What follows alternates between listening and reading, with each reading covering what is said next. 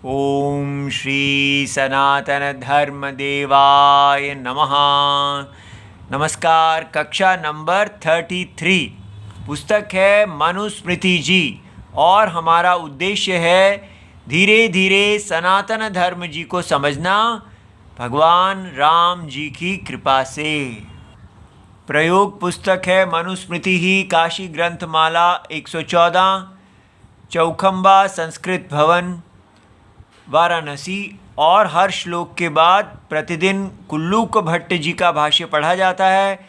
आज हम शंकराचार्य जी का एक भाष्य पढ़ेंगे। ब्रह्म सूत्र से एक सूत्र लेंगे। तेषां त्ववयवान् सूक्ष्मान् षण्णामप्यमितौजसां सन्निवेश्यात्ममात्रासु सर्वभूतानि निर्ममे। अध्याय 1 और श्लोक नंबर 16। तो पिछली कक्षा में हमने इस श्लोक को विस्तार से समझने का प्रयत्न किया और इसमें बताया जा रहा है कैसे वेद हमें बता रहे हैं कि जो सारा का सारा दुखम है उसका कारण आत्मा का अज्ञान है और हम सब सदा दुख की निवृत्ति और सुख की प्राप्ति के लिए प्रयत्न कर रहे हैं। सारे प्रयत्न सुख की प्राप्ति दुख की निवृत्ति के लिए किए जाते हैं।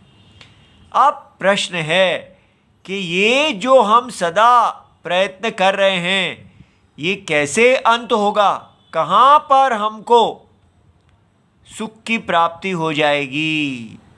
ठीक है, तो ये बताया जा रहा है हमको कभी भी सुख की प्राप्ति नहीं होगी। हम सदा सुख की प्राप्ति के लिए प्रयत्न करते ही रहेंगे। तो ऐसा क्यों है?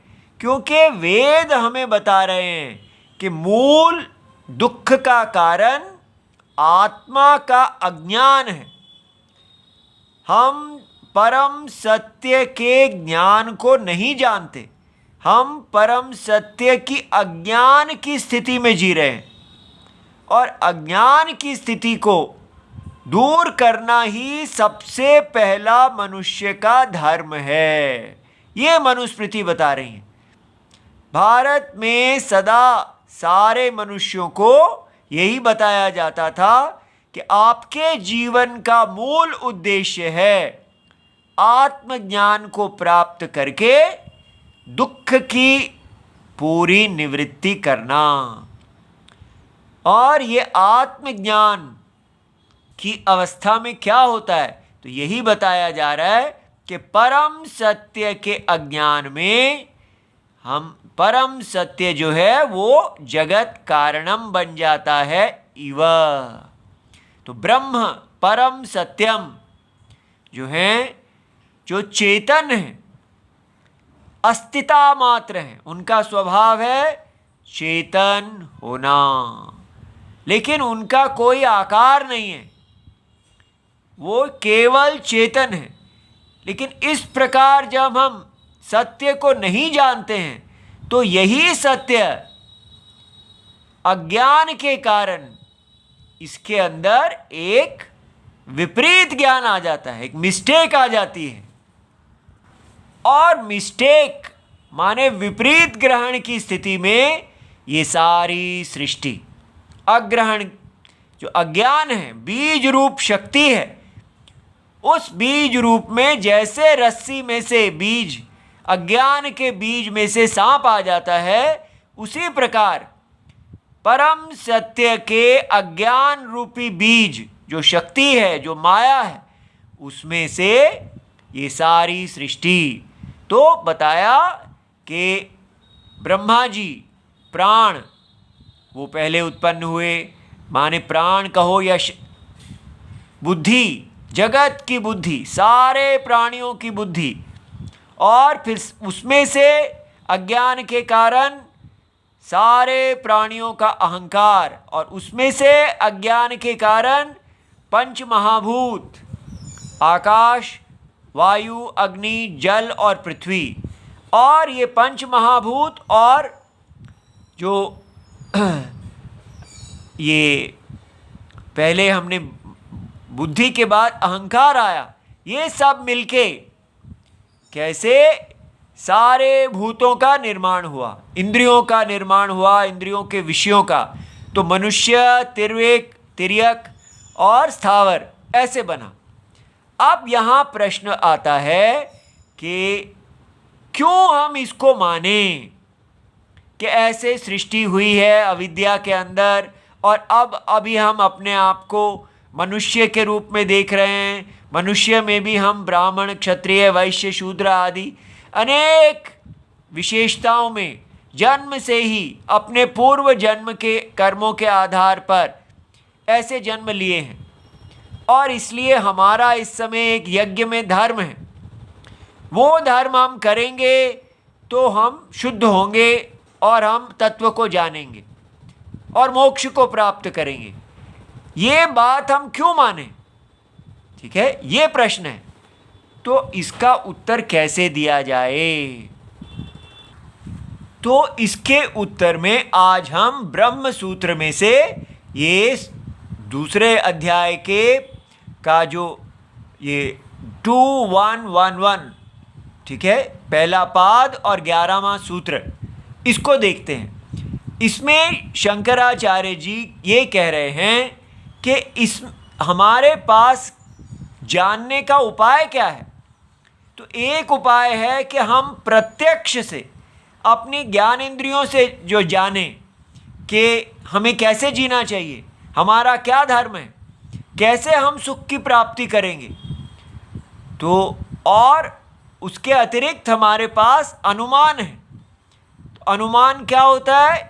जैसे आप जिसका प्रत्यक्ष नहीं कर सकते उसको आप कार्य और कारण के संबंध से जानते हैं कि अगर आपने कार्य को देखा तो आप कारण का अनुमान लगा लेते हैं। जैसे धुआं को देखते हैं तो उसके कारण अग्नि का अनुमान लगा लेते हैं। तो हमारे पास ज्ञान प्राप्त करने के दो साधन हैं, एक हमारी 5 ज्ञान इंद्रियां और दूसरा अनुमान। और इसके आधार पर हम तर्क करते हैं, हम जो लगाते हैं कि ऐसा हो सकता है। जैसे कि आजकल हमारे पास क्या तर्क है, हमारे वैज्ञानिक वो ये तर्क कर रहे हैं कि वेद प्रमाण नहीं है, मनुस्मृति प्रमाण नहीं है। हम ये आपको जैसे यहाँ पर बताया गया कि मनुष्यों की उत्पत्ति ऐसे होती है, यहाँ बताया गया कि परम सत्य है, उस सत्य के अज्ञान में हम एक सपने जैसी दुनिया देख रहे हैं, और उस सपने जैसी दुनिया के अंदर सारे मनुष्य आदि उत्पन्न हो गए हैं। तब तक ये सपना चलता रहेगा जब तक हम इसको बाधित नहीं करेंगे ज्ञान से और इसकी आत्मा को नहीं जानेंगे। ये यहाँ बताया जा रहा है। लेकिन साइंस कहती है कि ये सृष्टि सपने जैसी नहीं है, और वो ऐसा कहने के लिए क्या प्रयोग करती है, उसको कैसे ज्ञान हो जाता है, तो वो तर्क की बात करती है। तो तर्क का मतलब होता है कि आपने जो वैज्ञानिक लोग हैं वो ऐसा कह रहे हैं कि हम ये देखते हैं कि धीरे धीरे मनुष्यों के अंदर, जातियों के अंदर परिवर्तन आता जा रहा है। वो अडेप्ट कर रहे हैं अपने एनवायरनमेंट में। कोई भी परिस्थिति आती है तो उनके अंदर परिवर्तन आ जाता है। उस परिवर्तन को वो उसके आधार पर वो ये तर्क कर रहे हैं कि ये परिवर्तन ही सारी सृष्टि का कारण है। तो कैसे पहले कार्बन, हाइड्रोजन आदि थे जड़, और उसके बाद उनके मिलने से बायोलॉजी, छोटे छोटे सेल बने, और फिर परिवर्तन होते होते आज हम ये बन गए हैं। इसको बोलते हैं तर्क। उन्होंने ऐसा तर्क लगाया है। और इसके वो तो शंकराचार्य जी कहते हैं कि अगर आप इस तर्क को प्रयोग करेंगे तो उससे दोष क्या होगा? उसमें एक दोष होता है तर्क में जिसको बोलते हैं अप्रतिष्ठा, कि तर्क कभी भी आपको निश्चित ज्ञान नहीं दे सकता। आज जो साइंटिस्ट ऐसा कह रहे हैं उन्हीं की बातों को उल्टा करने के लिए कुछ दूसरे साइंटिस्ट भी कह रहे हैं। वो कहते हैं कि हम ये नहीं मानेंगे आपकी बात, कि वो कह रहे हैं आपका ये कहना है कि एक जो जीव होता है वो अपनी नई परिस्थितियों के अनुसार बदलता रहता है, लेकिन ये आपने कैसे कह दिया कि नए जीव उत्पन्न होते हैं? कार्बन हाइड्रोजन में से एकदम जीव कैसे आ गया? ठीक है, और एक जीव में से एकदम नया जीव दूसरा कैसे आ गया? इस प्रकार वो उसको भी प्रश्न पूछ रहे हैं और ये प्रश्न हमेशा चलते ही रहेंगे। तो शंकराचार्य जी कहते हैं कि जो भी आगम का विषय है, इतः च न आगम गम्य अर्थे, आगम का, आगम माने वेद का जो विषय है उसका आपको तर्क के द्वारा समाधान नहीं करना चाहिए। कभी भी तर्क के द्वारा आप उस पर निश्चय पे नहीं पहुंच सकते। तो इसलिए जो भी निरागम वेद के अतिरिक्त जो तर्क हैं वो पुरुष उत्प्रेक्षा मात्र, जिनको पुरुष ने अपनी बुद्धि के अनुसार तेज हर एक पुरुष की अपनी एक तेज बुद्धि होती है, उसके आधार पर वो तर्क देता है, तो वो अप्रतिष्ठा होती है उनमें, माने वो कभी भी निश्चित ज्ञान नहीं देंगे। क्यों? क्योंकि उत्प्रेक्षा निरंकुशत्वात्, क्योंकि हर व्यक्ति की एक तीक्ष्ण बुद्धि होती है, वो अपनी बुद्धि के आधार पर कुछ देखता है और दूसरा कुछ और देखता है। ठीक है, एक ही डेटा में किसी को ये लगता है कि ऐसे इसमें से ये तर्क निष्कर्ष निकाला जा सकता है, दूसरा कहता है इसमें से ये निकाला जा सकता है। तो ये जो बुद्धि का देखना है और अलग अलग निष्कर्ष निकालना है, इसमें निरंकुशता है, कोई इसमें निश्चय नहीं है कि किसकी बुद्धि जो है वो निश्चित होगी। और इसलिए जो एक कहेगा दूसरा उसको आके काट देगा। ऐसा क्यों है? क्योंकि पुरुष मति वैरूप्यात्, हर पुरुष की अपनी अपनी मति होती है। इसलिए ये जो सृष्टि का विषय है कि मनुष्यों की उत्पत्ति कहाँ से हुई और उनका क्या धर्म है, ये मनुष्य की मति के ऊपर नहीं छोड़ा जा सकता। अगर मति के ऊपर आप छोड़ेंगे तो ये इसमें कभी निश्चितता आएगी ही नहीं। ठीक है, तो अब ये देखिए, वो तो चलो हम कहते हैं हम बड़े प्रसिद्ध लोगों के पास जाएंगे। जैसे पहले वो अपने समय के कह रहे हैं कि कपिल हैं और काणाद हैं, वो अपने अपने इस तरह सृष्टि की बात करते थे, लेकिन उनमें भी एक जो कपिल जी कहते हैं तो दूसरे वाले उसके विरुद्ध कहते हैं। तो वहाँ भी कभी भी, चाहे आप कितने भी प्रतिष्ठित लोगों को बुला लें, उनके भी विचारों में कभी भी एक वाक्यता नहीं आएगी। और इसलिए तर्क जो है वो अपने आप में ही अनिश्चितता को ही की स्थिति ही रखता है। तो अब कोई कहता है कि भाई ऐसी कैसे बात है, हम फिर से दूसरे प्रकार से अनुमान लगाएंगे। ऐसे कैसे हो सकता है कि तर्क जो है वो कभी निश्चय पे पहुंचेगा ही नहीं। ठीक है, इस प्रकार तो हम कैसे जीवन जिएंगे? क्योंकि लोक में हमें तर्क की बड़ी आवश्यकता होती है। जैसे लोक व्यवहार होता है, वो हम देखते हैं पहले ऐसे हुआ था, अभी ऐसे हो रहा है, तो आगे आने वाले भविष्यत काल में ऐसे होगा। पूर्व के आधार पर अनुमान लगाते हैं कि आगे कैसे होगा। तो इसलिए लोक में अनुमान का स्थान है, ऐसा शंकराचार्य जी स्वीकार करते हैं। और वेद में भी अनुमान का स्थान है, क्योंकि जब वेद के अर्थ का निश्चय किया जाता है तो वहाँ पर भी हम तर्क का प्रयोग करते हैं, देखते हैं कि ये वाक्य क्या कह रहा है। इसलिए शंकराचार्य जी मनुस्मृति को सामने रखते हैं। देखिए मनुस्मृति कितनी पूजनीय है कि शंकराचार्य जी मनुस्मृति को रख के कहते हैं, देखिए मनु जी कह रहे हैं कि प्रत्यक्ष और अनुमान और शास्त्र ये सब जो हैं त्रयम, तीनों सुविदितम कार्यम, इनको अच्छी तरह समझना चाहिए। धर्म शुद्धिम अभीप्ससा, जिसको धर्म को अच्छी तरह समझना है उसको इन तीनों को समझना चाहिए।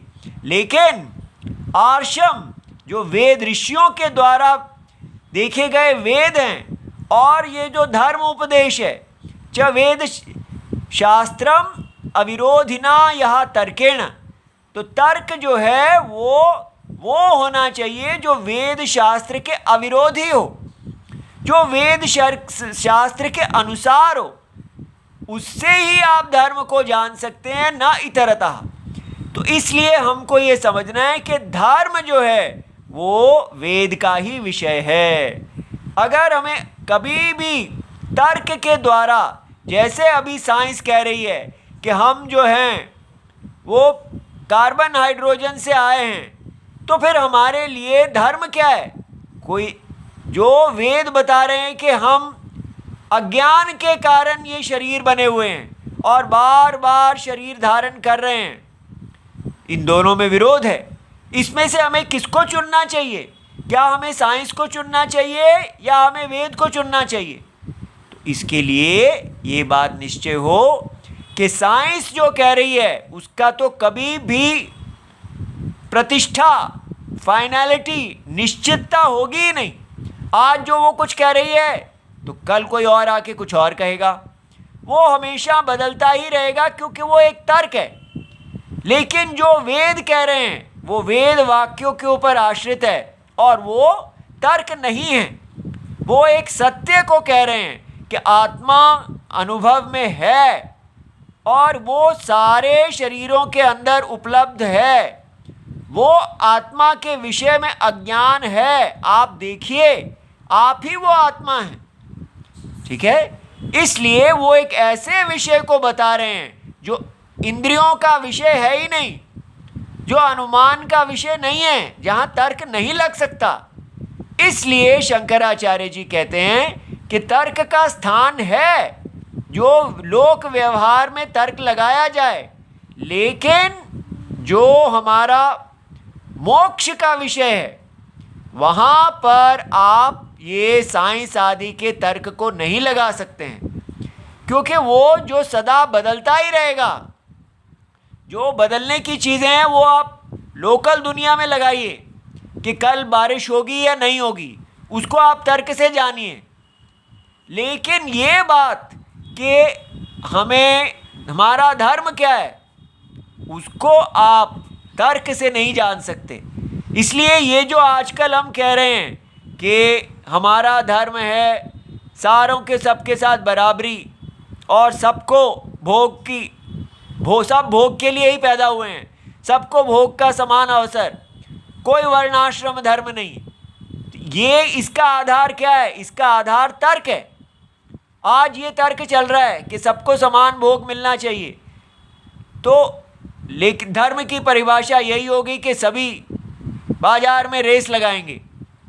लेकिन जो वेद के अनुसार कहा जा रहा है वो एक निश्चित बुद्धि है, वो कभी ना बदलने वाली सनातन बुद्धि है।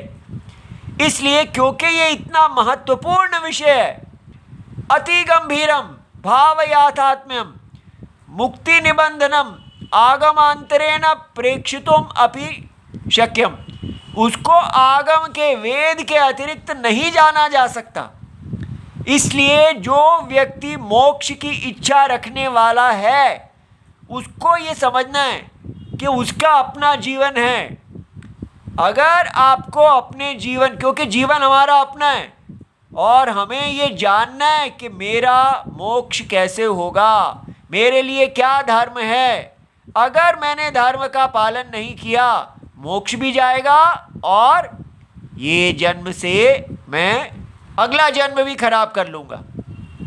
इसलिए ये हमारी एक जिम्मेदारी है कि हम अपने आप को देखें कि ये साइंस आदि की बातें माननी है, रिलीजन की बातें माननी है, या आजकल जो भक्ति चली हुई है जो कहती है कोई धर्म की आवश्यकता नहीं, बस राम जी का नाम ही ले लो और जैसा मर्जी जियो, वो करना है। क्या करना है? उसके लिए आपको स्वयं जो मार्ग आप पकड़ेंगे उसका फल आप ही का होगा। पर शंकराचार्य जी स्पष्ट कर रहे हैं कि आत्मा कैसे, आत्मा अज्ञान में जगत कारणम है, ये सारे जगत का आत्मा जैसे स्वप्न में है, ये वेद ही इस विषय को बता सकते हैं। तो इसलिए हमें क्या करना है, हमें राम जी की शरण लेनी है। वो हमारे जगत गुरु हैं, वहाँ हम शरण लेते हैं तो हमें ये सारे तर्क हैं, भक्ति है, क्या करें भगवान, ये भगवान ही बताएंगे और हमें मार्ग देंगे। आज तक हम हमेशा इसी प्रकार जिए हैं। साइंस के पास भगवान नहीं है, रिलीजन वालों के पास भगवान नहीं है। नहीं, वो तो हैं, कहते हैं हमारे गॉड अल्लाह हैं, वो केवल एक विश्वास मात्र है। लेकिन हमारे पास सर्वात्मा हैं जो हमारी देह के अंदर चेतन रूप अनुभव में है। वही सारे स्वप्न के आत्मा परमात्मा हैं। इसलिए हम शरणागति ले सकते हैं। हमारा ये सबसे बड़ा लाभ है कि हमारा सनातन धर्म कोई संगठन के द्वारा खड़ा नहीं किया गया, वो परम सत्य पे आश्रित है। इसलिए हमें सत्य की शरण लेकर इस जैसा अंतरात्मा हमें निर्देश करें, हमें इस वेद शास्त्र, इस मनु जी के शास्त्र को पढ़ने की योग्यता प्राप्त करनी चाहिए। ओम नमो भगवते वासुदेवाय। प्रणाम। ये सारा इतना लंबा था, इसको नहीं पढ़ा है, इसका सार ही दे दिया गया है। ऐसा ही राम जी की आज्ञा थी। प्रणाम।